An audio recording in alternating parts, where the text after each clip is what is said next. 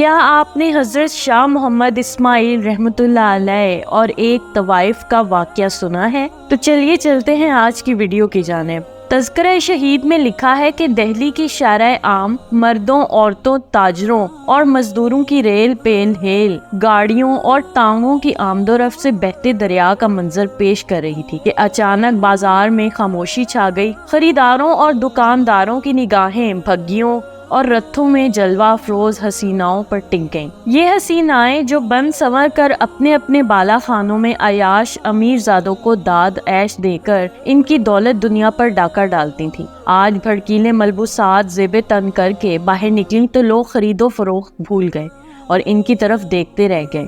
یہ لڑکیاں سب سے بے نیاز اپنی اداؤں سے سب کو گھائل کرتی مدرسہ عزیزیہ کے دروازے سے گزر رہی تھیں کہ حضرت شاہ محمد اسماعیل رحمۃ اللہ علیہ کی نظر ان پر پڑ گئی۔ تو کیا شاہ صاحب رحمۃ اللہ علیہ آنکھیں بند کر کے چہرے پر رومال ڈال کر تیزی سے اس جگہ سے چلے گئے؟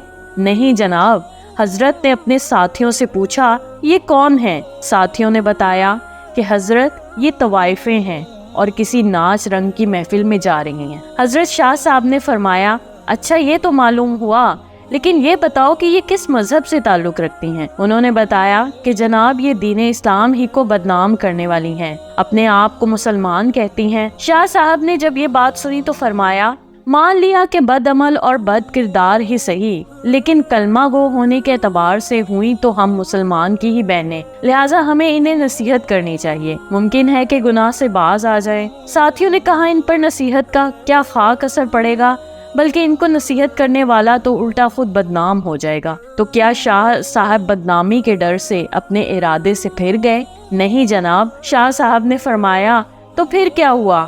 میں تو یہ فریضہ ادا کر کے رہوں گا، ہوا کوئی کچھ بھی سمجھے۔ ساتھیوں نے عرض کیا، حضرت آپ کا ان کے پاس جانا کرین مصلحت نہیں ہے، آپ کو پتا ہے کہ شہر کے چاروں طرف آپ کے مخالفین ہیں جو آپ کو بدنام کرنے کا کوئی موقع نہیں چھوڑتے۔ آپ نے فرمایا، مجھے ذرا بھر پرواہ نہیں، میں انہیں ضرور نصیحت کرنے جاؤں گا۔ اس عزم سمیم کے بعد آپ تبلیغ حق و اصلاح کا عزم صادق لے کر گھر میں تشریف لائے، درویشانہ لباس زیب تن کیا اور تن تنہا نائکا کی حویلی کے دروازے پر پہنچ گئے اور صدا لگائی، نیک بیبیوں دروازہ کھولو اور فقیر کی صدا سنو۔ آپ کی آواز سن کر چند لڑکیاں آئیں، انہوں نے دروازہ کھولا تو دیکھا باہر درویش صورت بزرگ کھڑا ہے۔ انہوں نے سمجھا کہ یہ کوئی گداگر فقیر ہے، سو انہوں نے چند روپے لا کر تھما دیے، لیکن اس نے اندر جانے کا اصرار کیا اور پھر اندر چلے گئے۔ شاہ صاحب نے دیکھا کہ چاروں طرف شمعیں اور کندلینیں روشن ہیں، طوائفیں طبلے اور ڈھولک کی تھاپ پر تھرک رہی ہیں، ان کی پازیبوں اور گھنگروں کی جھنکار نے عجیب سما باندھ رکھا ہے۔ جو ہی نائکا کی نگاہ اس فقیر بے نوا پر پڑی، اس پر حیرت طاری ہو گئی۔ وہ جانتی تھی کہ اس کے سامنے فقیرانہ لباس میں گداگر نہیں بلکہ شاہ اسماعیل رحمۃ اللہ علیہ کھڑے ہیں، وہ جو حضرت شاہ ولی اللہ کے پوتے اور شاہ عبدالعزیز شاہ رفیع الدین اور شاہ عبد القادر رحمۃ اللہ علیہ کے بھتیجے ہیں۔ نائکا تیزی سے اپنی نشست سے اٹھی اور احترام کے ساتھ ان کے سامنے جا کھڑی ہوئی، بڑے ادب سے عرض کیا، حضرت آپ نے ہم سیاہ کاروں کے پاس آنے کی زحمت کیوں کی؟ آپ نے پیغام بھیج دیا ہوتا تو ہم آپ کی خدمت میں حاضر ہو جاتی۔ شاہ صاحب نے کہا، بڑی بھی تم نے ساری زندگی لوگوں کو راگ اور سرور سنایا ہے، آج ذرا کچھ دیر ہم فقیروں کی صدا بھی سن لو۔ جی سنائیے، ہم مکمل توجہ کے ساتھ آپ کا بیان سنیں گے۔ یہ کہہ کر اس نے تمام طوائفوں کو پازیبیں اتارنے اور طبلے ڈھولکیاں بند کر کے واز سننے کا حکم دے دیا۔ وہ ہمہ گوش ہو کر بیٹھ گئی۔ شاہ اسماعیل رحمۃ اللہ نے حمائل شریف نکال کر سورت 3 تلاوت فرمائی۔ آپ کی تلاوت اس قدر وجد آفریں اور پرسوز تھی کہ طوائفیں بے خود ہو گئی۔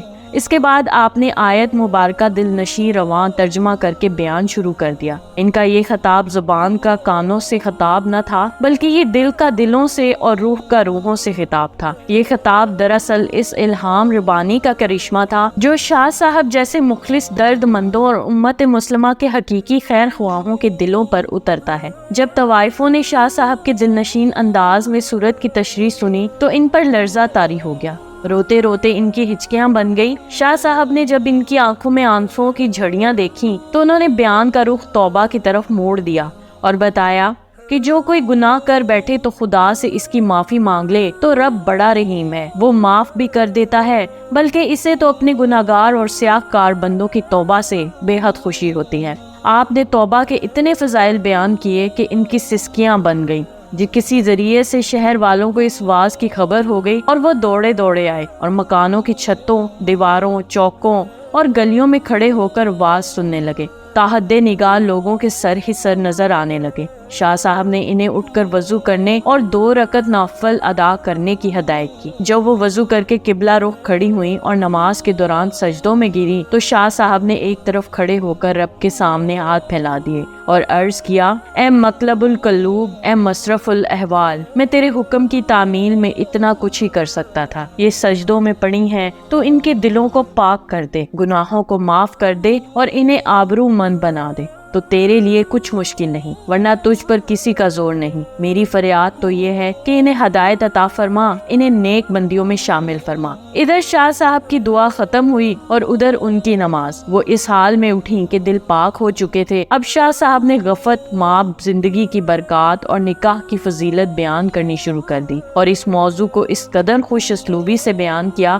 کہ تمام طوائفیں گناہ کی زندگی پر کف افسوس کرنے لگی اور نکاح پر راضی ہو گئی۔ چنانچہ ان میں سے جو جوان عورتوں نے نکاح کر لیے اور ادھیڑ والیوں نے گھروں میں بیٹھ کر محنت مزدوری سے گزارا کرنا شروع کر دیا۔ ان رکائسوں میں سے سب سے زیادہ خوبصورت موتی نامی خاتون کو جب اس کے سابقہ جاننے والوں نے شریفانہ حالت اور سادہ لباس میں مجاہدین کے گھوڑوں کے لیے ہاتھ والی چکی پر دال پیستے دیکھا تو پوچھا، وہ زندگی بہتر تھی جس میں تو ریشم و حریر کے ملبوسات میں شاندار لگتی اور تجھ پر سیم و وزر نشابر ہوتے تھے، یا یہ زندگی بہتر ہے جس میں تیرے ہاتھوں پر چھالے پڑے ہوئے ہیں؟ کہنے لگی، خدا کی قسم مجھے گناہ کی زندگی میں کبھی اتنا لطف نہ آیا جتنا مجاہدین کے لیے چکی پر دال دلتے وقت ہاتھوں میں ابھرنے والے چھالوں میں کانٹے جبو کر پانی نکالنے سے آتا ہے۔ اللہ پاک سب گناہگاروں کو ہدایت فرمائے اور توبہ کرنے کی توفیق عطا فرمائے، آمین یا رب العالمین۔ اس طرح کی مزید دلچسپ ویڈیوز دیکھنے کے لیے دیکھتے رہیے میرے چینل کو لائک، سبسکرائب اور شیئر ضرور کیجیے اور ساتھ ہی ساتھ بیل آئیکن کو بھی دبا دیجیے۔ شکریہ، اللہ حافظ۔